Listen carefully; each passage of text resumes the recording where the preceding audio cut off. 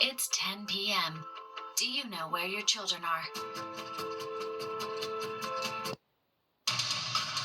Right now on the 10 o'clock news. It was a historic realignment, uniting citizens of all backgrounds around a common core of common sense. While I concede this election, I do not concede the fight that fueled this campaign.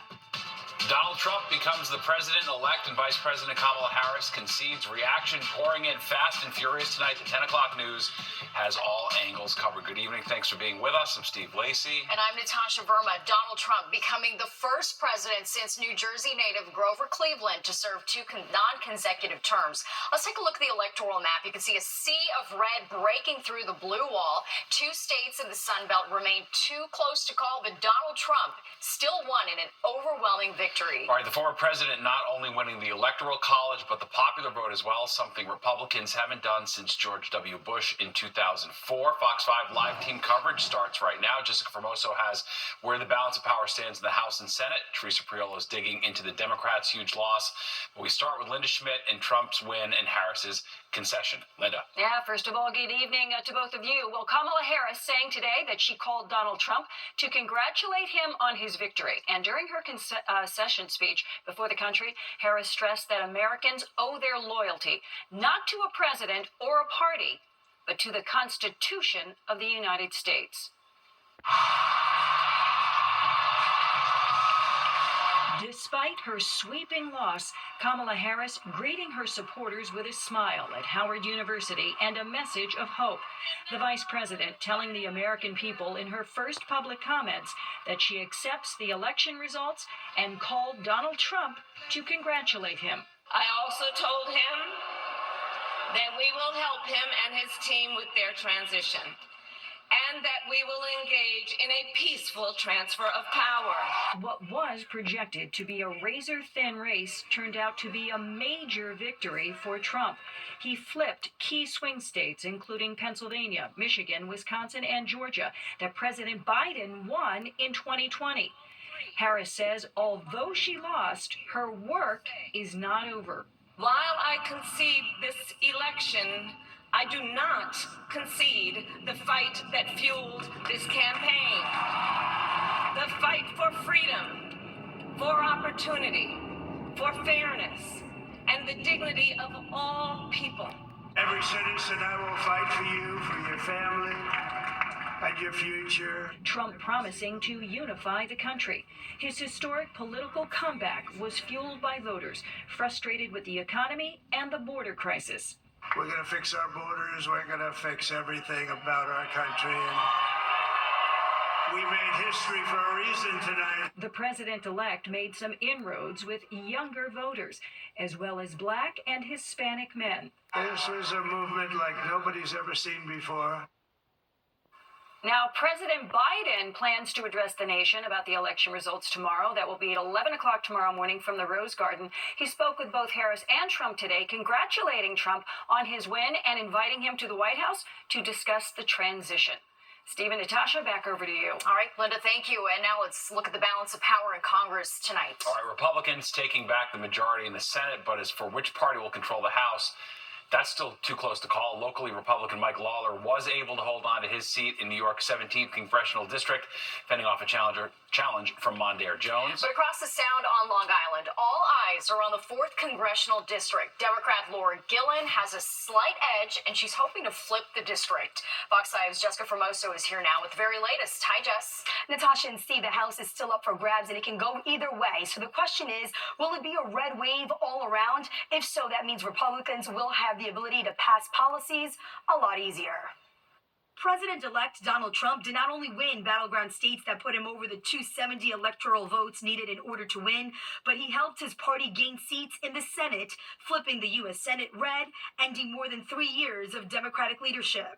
This is certainly a happy day for the GOP. The House, which is currently controlled by the GOP, is still up for grabs. Some of the local races too close to call, including the 4th Congressional District on Long Island. Democratic challenger Laura Gillen declared victory Tuesday night, but Republican incumbent Anthony D'Esposito is yet to concede. The Nassau County Board of Elections says it is still processing tens of thousands of affidavit ballots. It's time to get Congress back to work again for everyday people. It's time to stop pointing fingers and start getting the work done and reaching across the aisle and solving the problems that we need solved. In the 19th District, Democrats flipped a seat with Congressman Josh Riley staying in power. While the AP called the race, his opponent, Mark Malinaro, has not conceded. If the Dems end up taking the House by less than 4 seats, it would mean New York helped flip it. It really clears the deck for tax policy. It clears the deck for foreign affairs, which of course the president can manage largely without Congress's involvement, and it clears the deck for new legislation, perhaps, on immigration, and the Democrats can do effectively nothing to oppose it. But if Republicans get to control the executive branch and the legislature in both houses, that means they have the ability to pass policies a lot easier and block those they oppose. As time goes on, it's like dominoes falling. One seat will be determined in California, another seat will be determined here, and eventually you get to the required number. Now back to the local races. It can take days until we know who wins. Natasha, Steve? All right, thanks, Jess. And after the Democrats' big loss, the Monday morning quarterbacking is now in full effect. So why didn't the Dems' messages connect with voters? Fox 6's Teresa Brillo is live in the newsroom with the postmortem currently underway. Teresa, a lot of soul searching for their party. Certainly, Natasha and Steve, it's likely going to take days, if not weeks. And as you mentioned, a lot of soul searching to figure out why the Dems' messaging went awry, or if the problem isn't actually their communication, but their policies. As it stands, voters offered a stinging rebuke of the Biden-Harris administration. Trump has nearly 300 electoral college votes right now, and he's gotten more than 72.5 million votes and counting. He says things that need to be said to people who need to hear them. And I think that's wonderful. And he got my vote. As the Democrats do an autopsy on the 2024 presidential race, one issue they will need to confront is their ability to connect with voters, or what strategists call their messaging. Chris Hahn is a Democratic strategist who believes a postmortem is in order. But clearly there was a messaging problem, right? We weren't connecting with working class voters across pretty much all demographics. And Democrats have to go back to the drawing board. They've got to do some soul searching about how they are contacting those voters, what messages they are sending to those voters, because they were rejected by those voters, and that is a big problem for them. Trump made substantial gains with both white men and women. He gained significantly with Latinos and young voters. The issues that mattered boiled down to immigration and the economy. There's been more job growth across all wage earning sectors under Biden than there was under Trump. Tremendous. I mean, Trump's economy lost jobs. But they never were able to make that connection. New Jersey's Democratic Governor Phil Murphy believes his party either needs to change its positions or the way it communicates them. I think in terms of hers, it's probably not in order as well. Short runway, the economy, kitchen table stuff, immigration, crime, regardless of what the facts might be associated with any of those. The other guys played those cards very effectively. It's exactly what voters are telling us as they absorb the election results. This is what we need. Save our country. I knew it was going to be a Trump landslide. We're tired of illegal immigrants coming over, and we foot the bill. Now, as an indicator that Democrats know some sort of change is needed, tonight Reuters is reporting the Democratic National Committee Chairman Jamie Harrison is not expected to seek renomination for his party's leadership vote early next year. Natasha, back to you. All right, Teresa, thank you. Well, stocks surging higher on Wall Street a day after Donald Trump won the presidential election. The S&P 500 had its best day in nearly 2 years, jumping 2.5%. The Dow Jones climbed 3.5%, and the Nasdaq 3%. Big bank stocks and Bitcoin were booming as investors bet on what Trump's return to the White House is going to mean for the economy. All right, we're going to have much more on the election results throughout the 10 o'clock news. And when we're not on air, you can stream us anytime for free with the Fox Local app. Just scan the QR code on your screen and download. Well, a nanny brutally attacked in a local park. Tonight, the family she's working for is speaking out about this brutal beating. Plus, it's a perfect storm, dry, summer-like heat and fire, and you can see the results. Another wildfire raging in New Jersey. And Nick, this heat can't continue much longer. Well, it'll be mild tomorrow. It won't be a record breaker like we had in the area today, but the problem, as you just pointed out, is no rain is coming, at least any significant rain in the short term. We'll talk about that when the 10 o'clock news comes back. Hurricane Rafael has made landfall in Cuba this afternoon as a Category 3 storm. It caused major power outages throughout the island, but did weaken to a Cat 2 hurricane. Rafael has since entered the Gulf of Mexico and is expected to intensify. It is the 5th major storm in the Atlantic and the strongest this late in the year since 2020. Rafael could make landfall again in either northern Mexico or along the U.S. Gulf Coast this weekend. Well, a health alert tonight for the parents of teens. The alarming rise in ER visits, and the culprit is caffeine overdoses. And back to the big story, Donald Trump's election victory. We have reaction from voters across the 5 boroughs.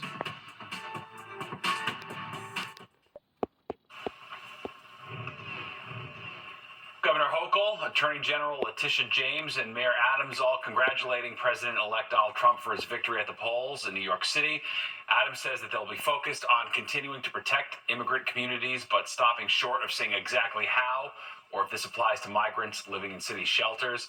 The mayor did say he wants to see changes to the city's sanctuary city law to allow law enforcement to cooperate with ICE, but Adams would not say if he would work with the Trump administration to deport these migrants. I think a lot of people don't fully appreciate what impact this has had on the city, the pressure of finding billions of dollars instead of going to those needs that everyday New Yorkers needed. We had to change the direction of those funding. I want the problem solved. Governor Hochul creating a task force called the Empire State Freedom Initiative. It will focus on items that they believe are threatened by a Trump administration. Attorney General James promising to continue with her civil cases against Trump, which are currently on appeal. And everyday New Yorkers have a lot to say about the outcome of the presidential election. Fox 9's Lisa Evers spent the day taking the pulse of the people throughout the 5 boroughs. I don't have a negative input on it. I think Trump is definitely more qualified. So you have to go with that. Right. You know, better candidate won. I think it's time that this finally happened, so I'm very excited. I'm a little surprised, but not really, that like coming on the subway here today, I saw a lot of sad faces. I kind of like glanced over somebody next to me, her text message, and they were just like, oh, we're very disappointed, but I think it's time that people wake up. I'm taking it all in, that's all. It's a lot to process, you know, one day at a time, and we have to accept the election process. That's it. You know, you're going to feel a certain way about the result, but life goes on, and hopefully we can come together as a country and keep it going, because America matters first.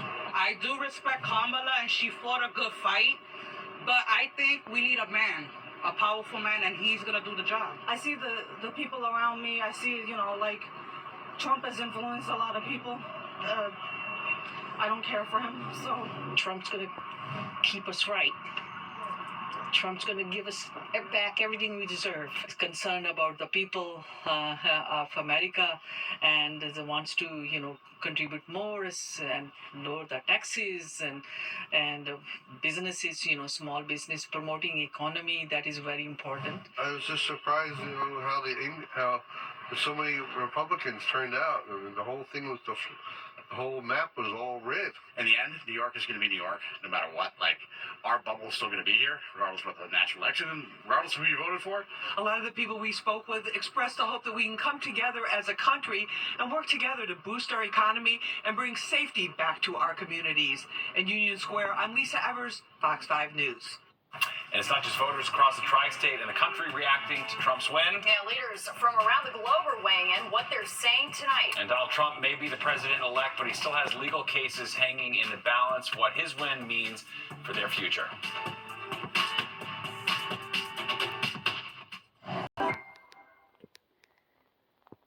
You're watching the 10 o'clock news.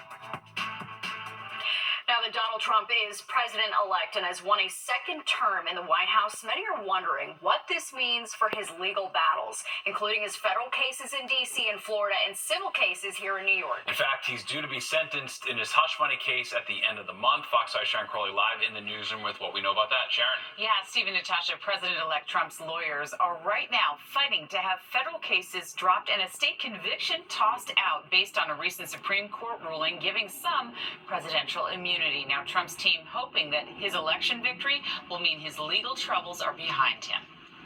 There's never been anything like this in this country, and maybe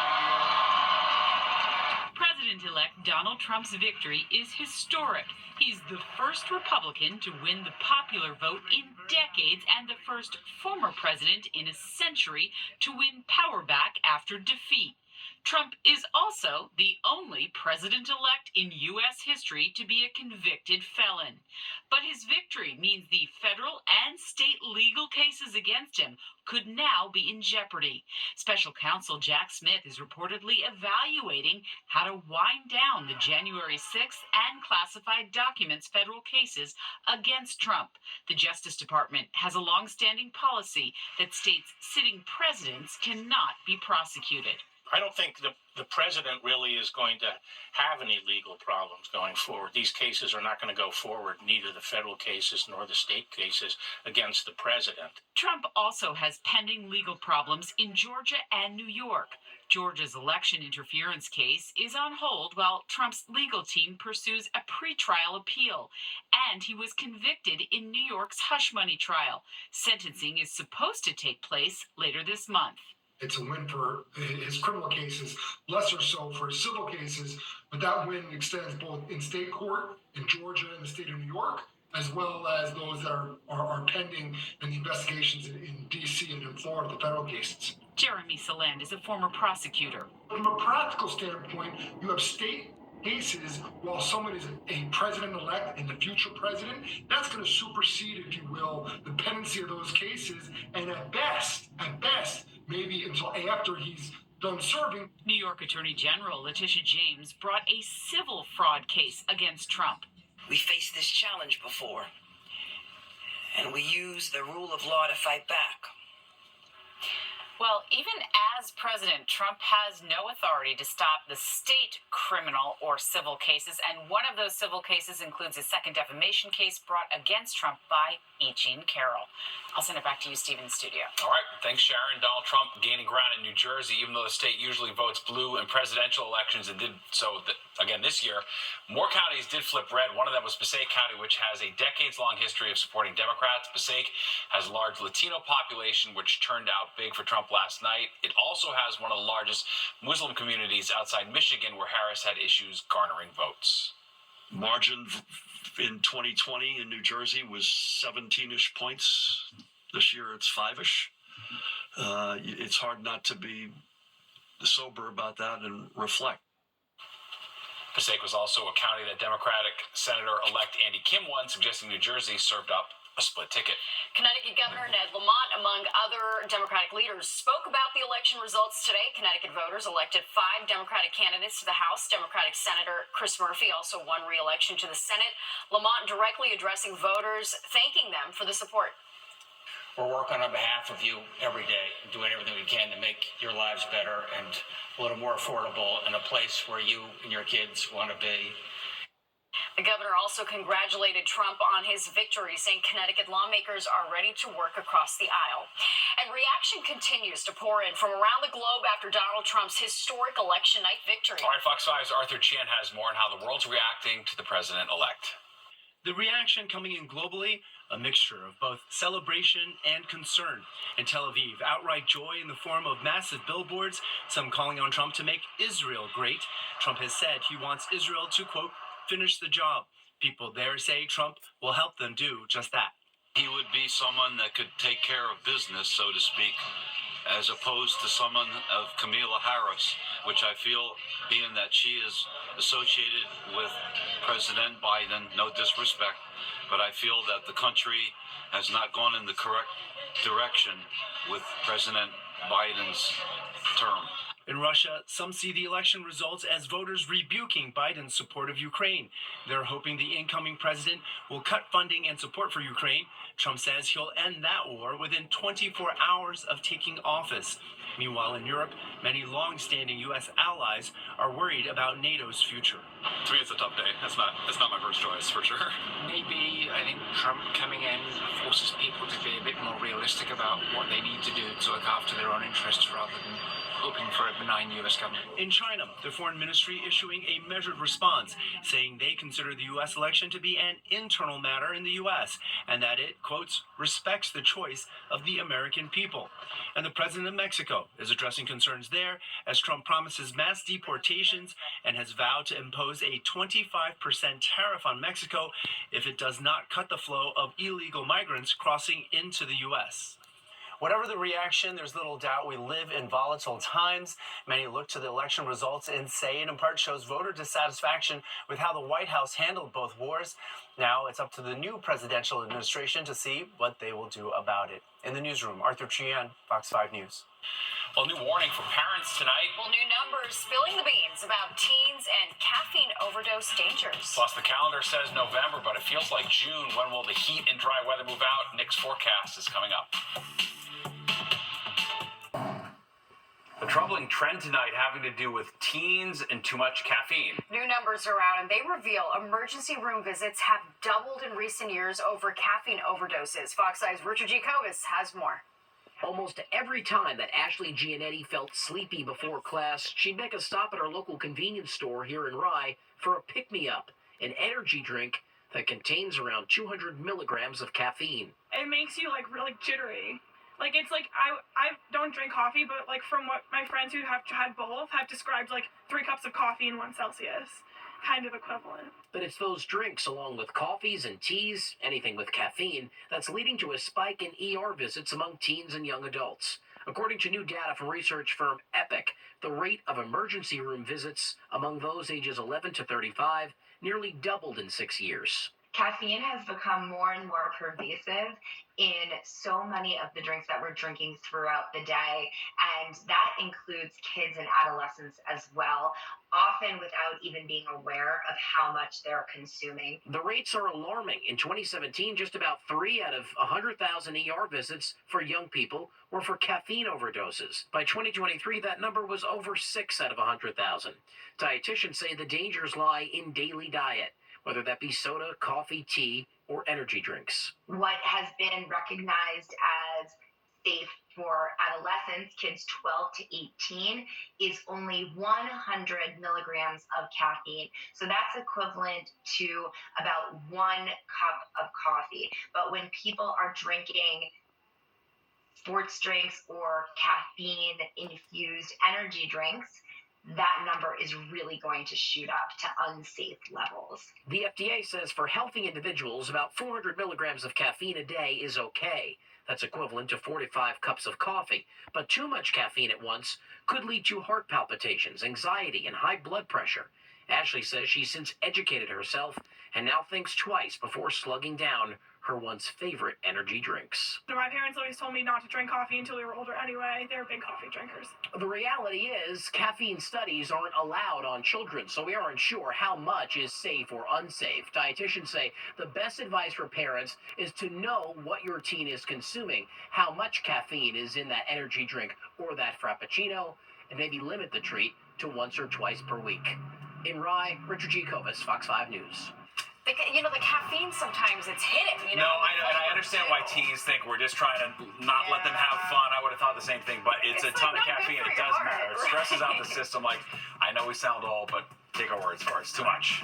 Well, success, it's something that we all want, but it comes at a price. That's right, and usually it comes in the form of anxiety, how you can beat the stress of success. And speaking of anxiety, this raccoon is trying to defy gravity, hanging on for dear life, as you can see here, after dropping in at a local airport. Some retailers are trying to cut costs cost by letting customers keep items that they want to return. It's a practice known as returnless refunds, and it's usually reserved for low-cost products that are purchased online and have limited resale value. Customers get their money back but hold onto them, which can save companies shipping fees and processing time. Amazon, Walmart, Target don't publicize the policy, but they offer it sporadically for certain purchases. But use carefully. You know, they can hold it against you. Yeah, you go on a list if you do that too much. No doubt about it. Well, oh my God, the Mets' beloved slogan is headed to Cooperstown. The OMG sign will be on display at the National Baseball Hall of Fame as part of their permanent collection. The sign's a tribute to Mets infielder Jose Iglesias' hit song of the same name. It became a rallying cry, of course, during the team's magical run through the postseason, and the team would pose with the sign after a Met hit a home run. Fun memories there for sure. And it's more of the 10 o'clock news straight ahead. But first, here's a look at what you can expect tomorrow on your commute. Well, a wild raccoon was determined to make a flight out of town as it fell through the ceiling at LaGuardia Airport. This video was taken by a Spirit Airlines passenger, then posted to TikTok. The raccoon, as you can see, it just fell. It was desperately clinging to a wire hanging from a gap in the ceiling. This was in Terminal A on Monday before making that dramatic plunge to the ground right almost, it's coming up. According to TMZ, it was eventually tracked down by the Port Authority and safely released outside. He's like, wait, Nick's not piloting this plane. I'm out of here. I'm out of here. Yes, my little passenger's there, right? There you go. Question is, was that daytime or nighttime, right? Because they usually, right, they should be out during the day. That could mean it's, you know, Something to think about there. Well.